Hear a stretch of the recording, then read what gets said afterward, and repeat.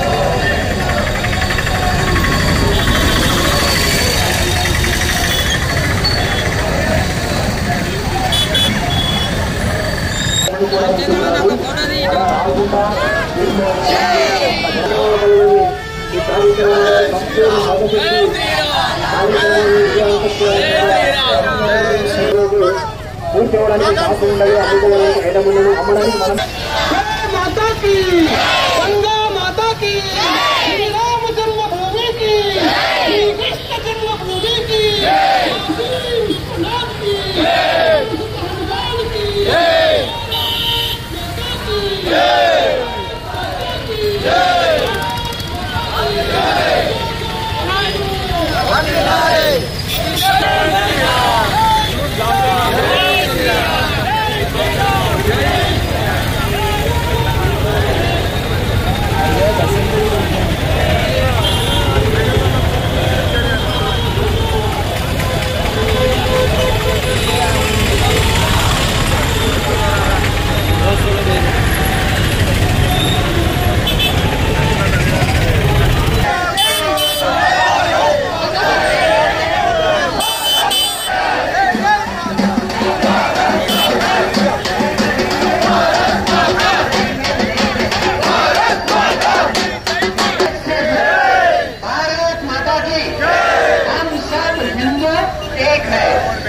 सब हिंदू, हम सब हिंदू, हम सब हिंदू, हम सब हिंदू లైవ్ చూడద్దు అని ఉంటే మనం అందరము ఈ ర్యాలీలా కలవాలి. ఇంకా ఇప్పుడు ఇది స్టార్టింగ్ అన్నట్టు, ఇది జస్ట్ బిగినింగ్ ఆఫ్ ఫ్యూచర్. అక్కడిని ఆపేది ఉండే అది పిక్చర్ గా వచ్చి మన దేశంలో అటువంటి ఘటనలు అవద్దంటే మన అందరము ఒకటి కావాలి.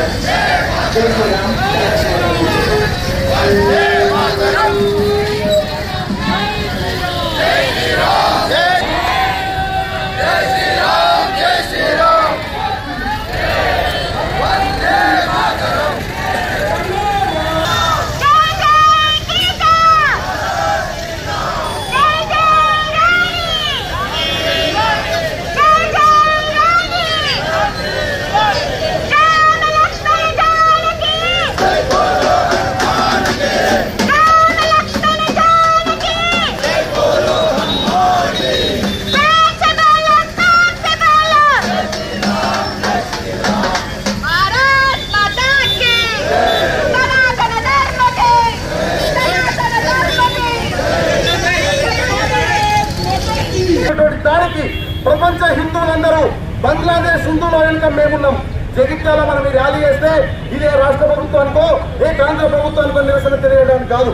ప్రపంచ వ్యాప్తంగా హిందువులు ఆక్రోశంతో ఉన్నారు, రగిలిపోతూ ఉన్నారు. రేపొద్దున ఇదే రగలడం కనుక జరిగితే ప్రపంచ పటంలో హిందూ మతం తప్ప ఇంకే మతం ఉండదు. అందుకు మీరే బాధ్యత వహించాలి. హిందూ మతం పరమత శ్రవణం కలిగినది. హిందూ మతం ఏ మతం వచ్చినా తీసుకుంటాం, మానవికత్వం వచ్చినా తీసుకుంటాం, అలా ఇస్తాం. కానీ ఒకవేళ మా మీదకే మీసం తిప్పితే మీరెక్కడ రక్షిస్తామని హిందూ ధర్మం చెప్పేటువంటి దానికి నిరసనగా వచ్చి తప్ప ఇదివరకు నిరసన కాదు. మన నిరసన ఇదే కొనసాగాలి. మన శక్తి భక్తి, శక్తి, బుద్ధి అన్ని కూడా భారతదేశం కోసం ఉపయోగించాలని చెప్పి చెప్తూ సెలవు తీసుకుంటాను. ఈ అవకాశం ఇచ్చినటువంటి హిందూ రక్షణ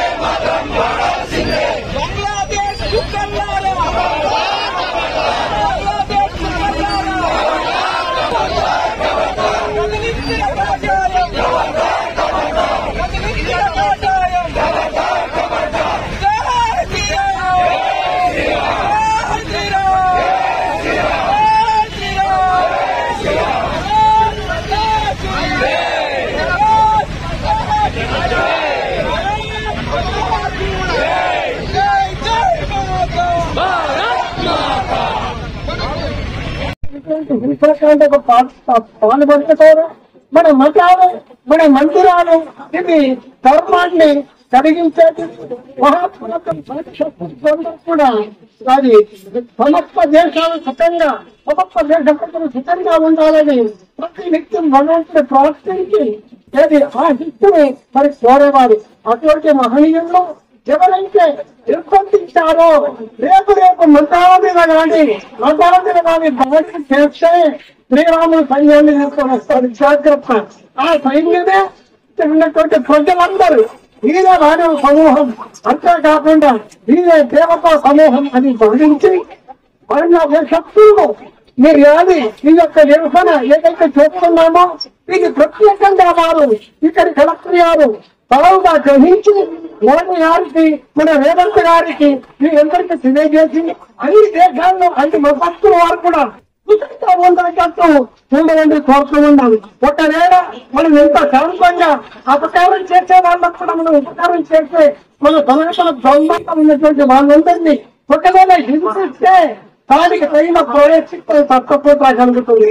ఒకవేళ ప్రభుత్వం కానీ ఈ తెలంగాణ ప్రభుత్వం కానీ మన రేవంత్ రెడ్డి కానీ దీనిపై చర్యలు తీసుకోకపోతే అతడు మన తెలంగాణ ముఖ్యమంత్రిగా ఉండి కూడా వ్యర్థమని నేను భావిస్తున్నాను. మరి దీనికి రచనకపోతే అది మన ఈ తెలంగాణ పాలన కాదు అని. అంతేకాకుండా భారతదేశాన్ని పాలించే మోడీ గారు ఉన్నారే, ఆ మోడీ గారు ఈ ధర్మాన్ని ప్రత్యేకంగా అతను దృష్టిలోకి తీసుకోకపోతే అది వారి మర్యాద కాదు. వారు వచ్చి మనకి ఎంతో సేవ చేశారు. నాలుగులో మన భారతదేశంలో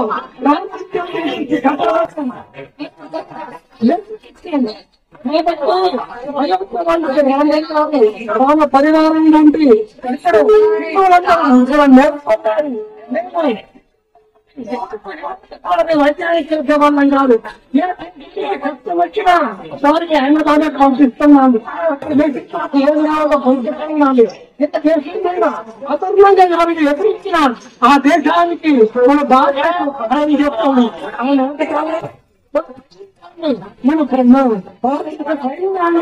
మన భారతదేశం బంగ్లాదేశ్ పొలని దాని స్వతంత్రానికి ఒక కూడా ఎంతో సహకరించింది. దాంట్లో మన భారతదేశం 2-3 వేల వరకు మరి జీవితాన్ని త్యాగం చేశాయి. భారతదేశం ముఖ్యంగా వాళ్ళను సరే ఆ బంగ్లాదేశ్ భారతదేశం కోటి కంటే ఒక నగరం చెప్తాను. అతి దేశాలకు బాగుంటాయి. ఆ నీటికి కారణంత తెమ్మకని కాల ఋషిని ఇచ్చినప్పుడు మన భారతదేశంలో నేను గొప్పగా కానీ వారికి భావవాదంగా వాళ్ళ పెంచగలుగుతాయి. మన భారతదేశంలో ఏ హక్కుకి దేశంలో నేర్చున్నామో ఆ హక్కు అధికంగా కూడా వారికి ఇస్తున్నప్పటికీ కూడా వాళ్ళు కూడా ఈ భారతదేశంలో ఈ భారత ధర్మానికి ఈ భారత సంస్కృతులకు ఏదైతే జరిగిందో వాళ్ళు కూడా మన ఇక్కడ ఇతర మతాలైనటువంటి వాళ్ళు కూడా దీన్ని ఖండించాలని కోరుతున్నాను. దీనికి మోడీ గారు మన రేవంత్ రెడ్డి గారు చాలా తొందరగా దీన్ని తీసుకుంటేనే ప్రతిష్టంలో తెలంగాణ అభివృద్ధికి కూడా బాగుంటుంది. పాపను రక్షించాలి, వంటలను రక్షించాలి, గోరక్ష చేయాలి. ఈ మండల భోజన మధ్య ఇది ఎక్కడున్నారు ఏమి తెలియడం లేదు. అతను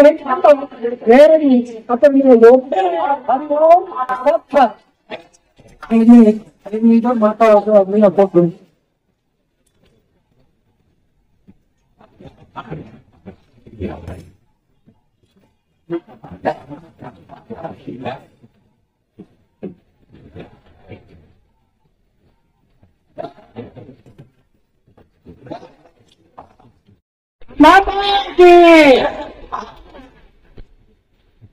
ఇంట్లో బంధువులందరికీ కూడా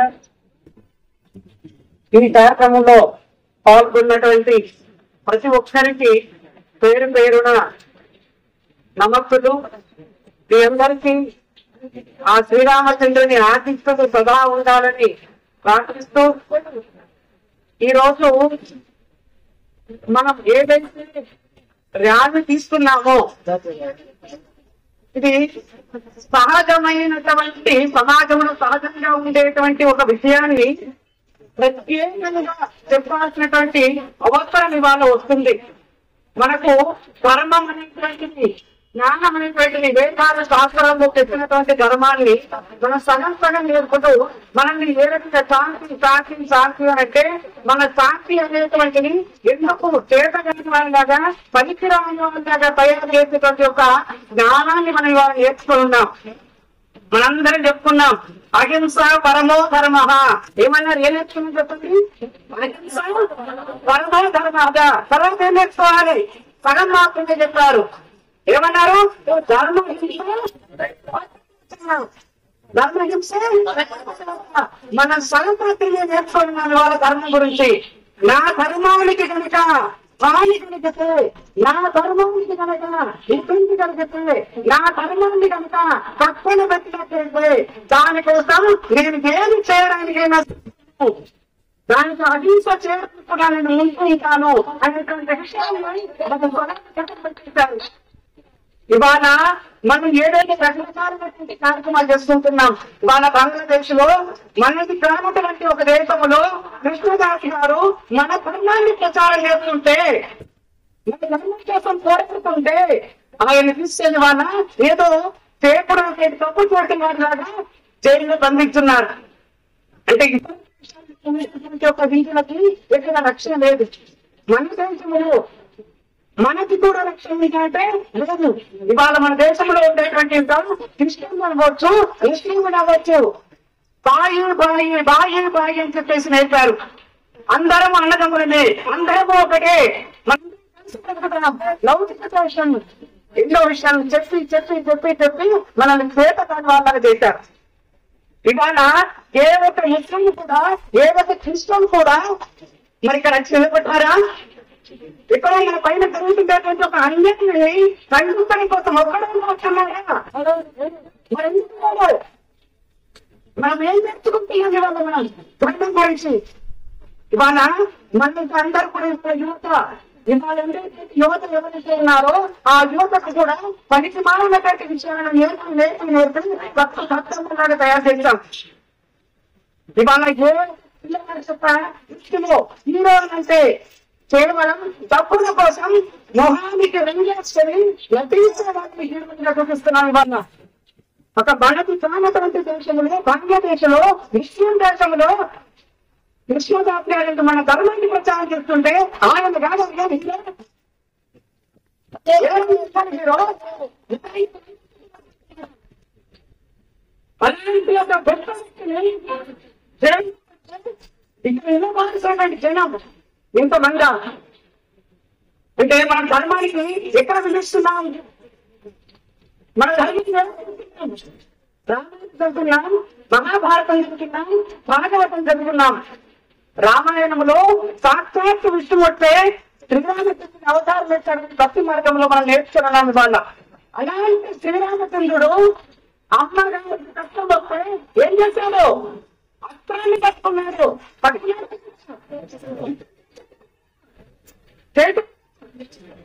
రామాయణం మనం ఏం చూసుకుంటున్నాం? రామాయణం పెళ్ళవుతున్నాం చదువుతున్నాం, రామాయణం చదివితే సంతానం చదువుతున్నాం. రామాయణం చదివితే మన ధర్మం గురించి తెలుస్తుంది, మన సౌర్యం తెలుస్తుంది అని ఎవరైనా చెబుతున్నారా? రామాయణం చదువుతూ నేర్చుకోవాల్సింది కేవలం శాంతి మాత్రమేనా? రామాయణంలో సాక్షాత్ మహాపురుషుడు, సాక్షాత్ శ్రీరామచంద్రుడు విష్ణుమూర్తి ఆయన కదా అస్త్రాన్ని పెట్టాడు.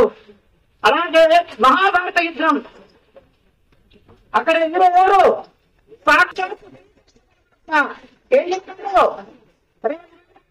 యుద్ధమొచ్చు, ఏమొచ్చు, శాంతి వెళ్ళు, ఏది జరుగుతుంది అన్నాడా? అంటే ఏం చేస్తాడు? నేను ఇక్కడ నిలబడి ఉన్నాను అని అర్జునుడు ఉత్సాహం ఇస్తాడు. అర్జునుడికి దేనిని చేస్తాడు? ఇంత పడ్డటువంటి అర్జునుడిని నిలబెట్టాడు. నిలబెట్టినటువంటి అర్జునుడిని యుద్ధం చేస్తాడు. ఆ యుద్ధంలో మా ధర్మానికి రక్షణ కల్పించాడు. అంటే మన శాస్త్రాలను చదువుకొని దేవి దేవతలను పూజించి చదివి ఏదైతే అర్థం చేసుకోవాలో అది అర్థం చేసుకోవట్లే. ఏదైతే అవసరం లేదో దాన్ని మాత్రం పట్టుకొని మనం వేదాంతం వాళ్ళ ధర్మం గురించి. హిందువులుగా బ్రతుకుతున్నారా? ఇక్కడ బ్రతకట్లేదండి. ఎక్కడెక్కడ గొప్ప విషయం కాదు. సాక్షాత్ ఇక్కడ నిలబడ్డటువంటి మాకు సంబంధించినటువంటి ఒక ఆశ్రమం నిజామాబాద్ లో ఉంది. ఆ నిజామాబాద్ లో చుట్టూ ముస్లింలు హిందూ ఉన్న కారణంగా ఆశ్రమాన్ని నడపలేక ఇవాళ మేము అమ్ముకొని వచ్చాం అక్కడి నుంచి. ఇవాళే 15 రోజుల క్రితం ఆశ్రమాన్ని అన్నయ్యాం. కొనడానికి కూడా ఎవరు రానటువంటి పరిస్థితి. ఇది కాదు ఇది లౌకికమా?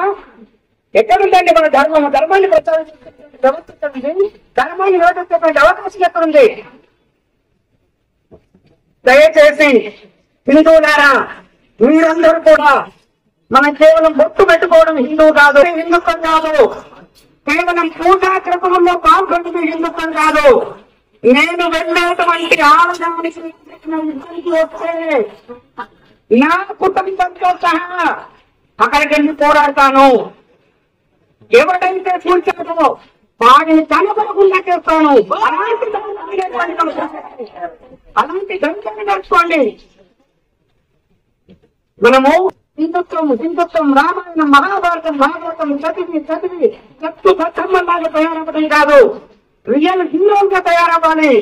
ఒక కృష్ణ, ఒక అర్జునులాగా తయారు చేయాలి. ఒక శ్రీరామచంద్రుని యొక్క భారత కట్టినటువంటి సైన్యాన్ని తయారు చేయాలి. అలాంటి సైన్యాన్ని తయారు చేయాలి.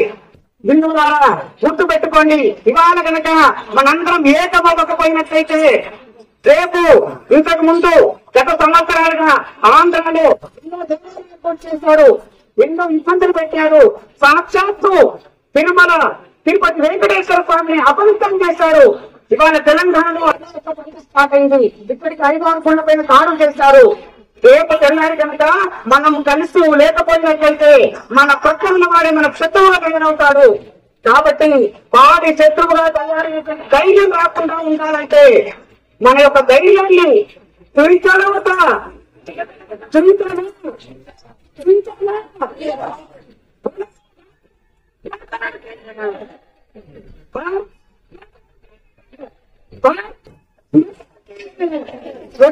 ఇలాంటి కార్యక్రమం చెప్పిన ఇంటిల్లు కాదు, అందరు కూడా రండి. దయచేసి కాపున్న వాళ్ళైతే 2 గంటలు మూసుకున్నట్లయితే మనమేం దాచుకోమండి. మనం బట్టి ఇంట్లో పట్టు పెట్టుకున్నాం. ఏమైనా వస్తూ ఉంటే ఎంతో మంది గురువుల యొక్క ఫోటోలు వచ్చి దండ వేశారు. అన్ని దేవుళ్ళ పట్టిన దగ్గర దీపాలు వెలిగించారు, అగరబత్తులు వెలిగించారు. మరి అదే దేవాలయాన్ని కొనుగొడుతుంటే అలా ధర్మాన్ని నాశనం చేస్తా అంటే మరి బయటకు రావా? ఇదే మన ధర్మం.